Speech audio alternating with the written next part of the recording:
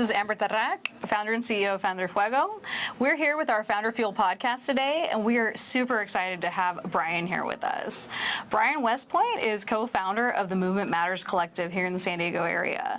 Brian, thank you so much for joining us here on the podcast, and I'm just super excited to hear more about what inspired you and your co-founder Latoya to start Movement Matters. Well, great to see you. Great to see you as always. Yeah, always a pleasure to see you. You know, Movement Matters Collective was started for personal reasons.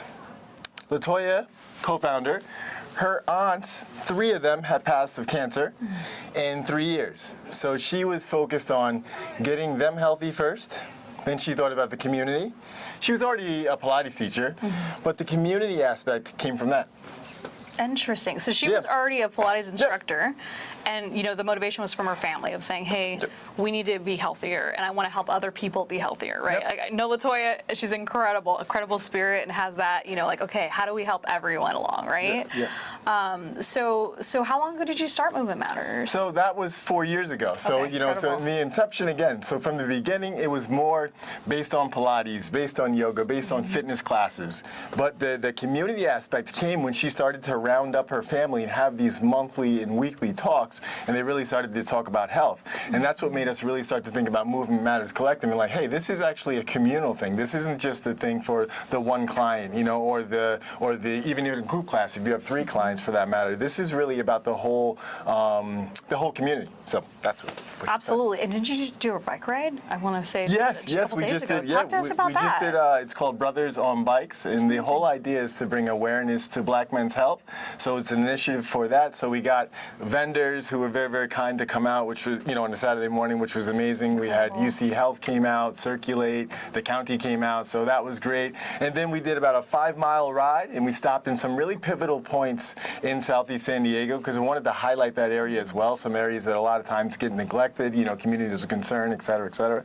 So we wanted to really highlight these special points in Southeast San Diego. So incredible. So is that going to be a regular thing? So that is going to be a yearly thing. That is going to be annual for sure. And there's going to be monthly rides. They're not going to be quite at that capacity. They're going to be a bit smaller, not with the vendors and things of that nature, but they will be monthly rides for the community. Very cool. I mean, I love hearing about that. And again, I think that our listeners as well, like, okay, what are cool things we can get involved in? What a neat opportunity to go on one of those rides. Would love to hear, I mean, you all have expanded though to your classes, right? You do some really interesting classes, like different types of Zumba, and also you have like a get together, during holiday time as well, and you have different potlucks. So I would love to hear more about kind of what's next for Movement Matters Collective.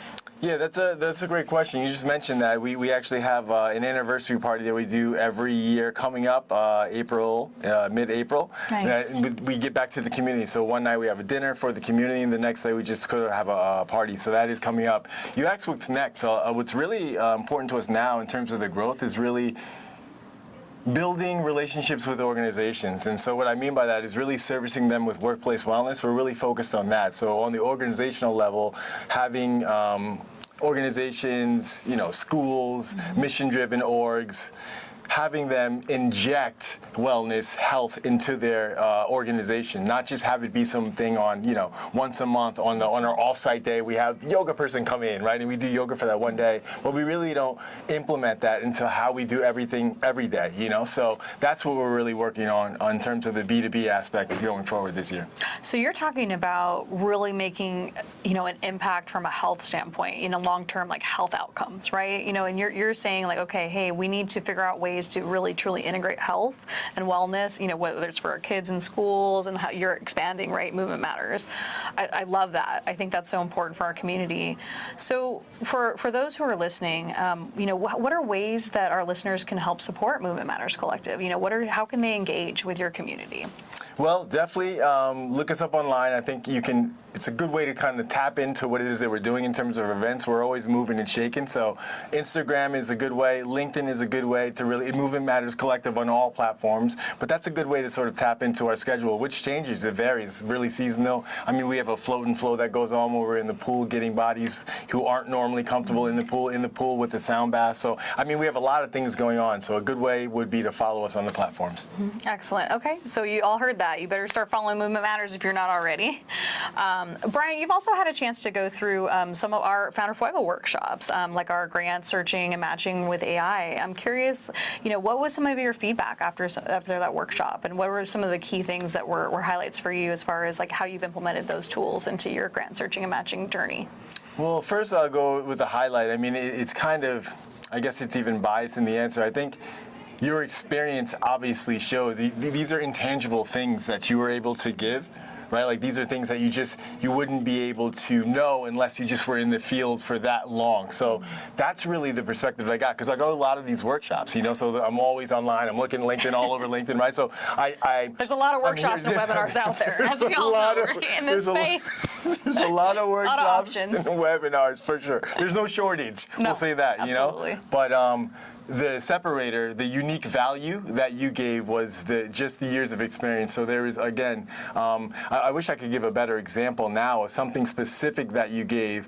For me, okay, I gave it right now, the prompt. The prompt that you gave, you allowed everyone with the prompt, like it was so industry driven. I was like, no one would know to even say these things in the prompts unless you had this much time in the industry. It would have taken years to assemble that prompt. I know I do it, So that I thought right there was even in the prompt that you gave, the industry knowledge in the prompt, the things that you were asking for in terms of the output, the way that you wanted it to come back. I'm like, yeah, you'd have to know, So that I thought was honestly so useful, because from there you can iterate, you can change little words here and there and template it out and use it for other scenarios as well, based on whatever that is that you're doing.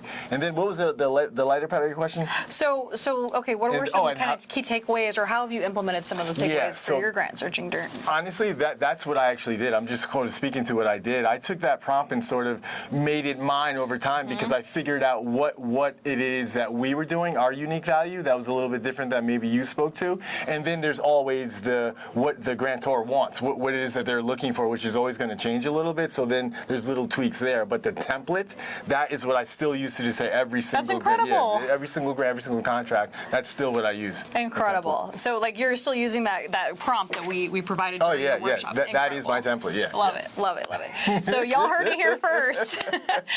One of our grant workshop attendees, and I'm just so grateful to have known you for these number of years, you and Latoya and Movement Matters. And so our readers heard it, how you can support, follow Movement Matters on all the social media channels, go to their classes, go to their events, and get involved. Thank you so much, Brian, for joining us today. Appreciate you. Thank you. Always a pleasure.